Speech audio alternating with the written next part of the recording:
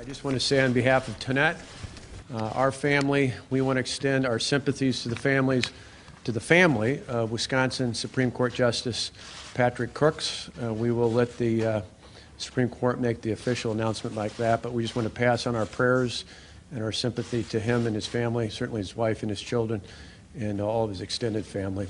And we'll have more to comment on that in the days to come. As a kid, I was drawn to Ronald Reagan because he was a Republican and a conservative. But most of all, I admired him because of his eternal optimism in the American people. That thought came into my head when we were all standing on the stage at the Reagan Library last Wednesday. Ronald Reagan was good for America because he was an optimist. Sadly, the debate taking place in the Republican Party today is not focused on that optimistic view of America.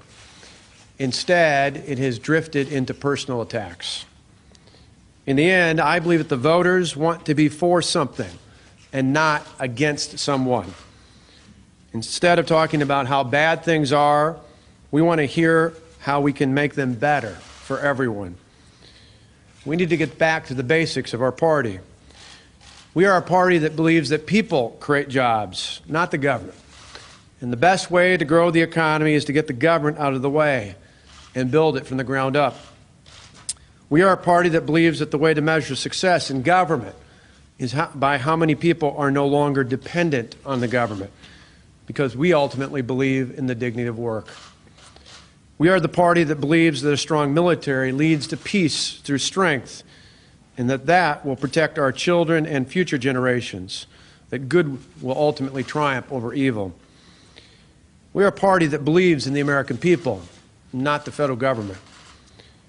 These ideas will help us win the election next fall, and more importantly, these ideas will make our country great again. To refocus the debate on these types of issues will require leadership. While I was sitting in church yesterday, the pastor's words reminded me that the Bible is full of stories about people who were called to be leaders in unusual ways. Today, I believe that I'm being called to lead by helping to clear the field in this race so that a positive, conservative message can rise to the top of the field. With this in mind, I will suspend my campaign immediately. I encourage other Republican presidential candidates to consider doing the same so that the voters can focus on a limited number of candidates who can offer a positive, conservative alternative to the current frontrunner. This is fundamentally important to the future of the party and, more importantly, to the future of our country. This is a difficult decision, as so many wonderful people stepped up to support our campaign. Tonette and I are very thankful for the many outstanding volunteers and the excellent staff who helped us throughout the campaign. You all have been like family to us. And speaking of family, I want to personally thank my wife, Tonette, who has been a rock, as well as our two amazing sons, Matt and Alex.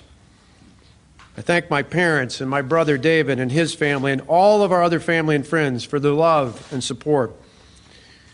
Most of all, I want to thank God. I want to thank God for His abundant grace. Win or lose, it has always been more than enough. Thank you. The governor not answering any questions today as he makes a brief announcement this afternoon in Madison about dropping out of the race. He's suspending his campaign immediately. Didn't really focus in exactly why, except that he wants to narrow the Republican pool for voters. He did not mention Donald Trump by name, but said the current frontrunner is not the right person to lead this Republican field, and said that by getting out, he will hopefully clear the way for a conservative candidate to rise to the pack of now, I believe, 15 Republican candidates are still in the race for president. Also said he would be encouraging others to do the same so they can get one candidate the party can get behind. We're going to have more on this from Charles Benson and our team in Madison a little bit later on in this newscast.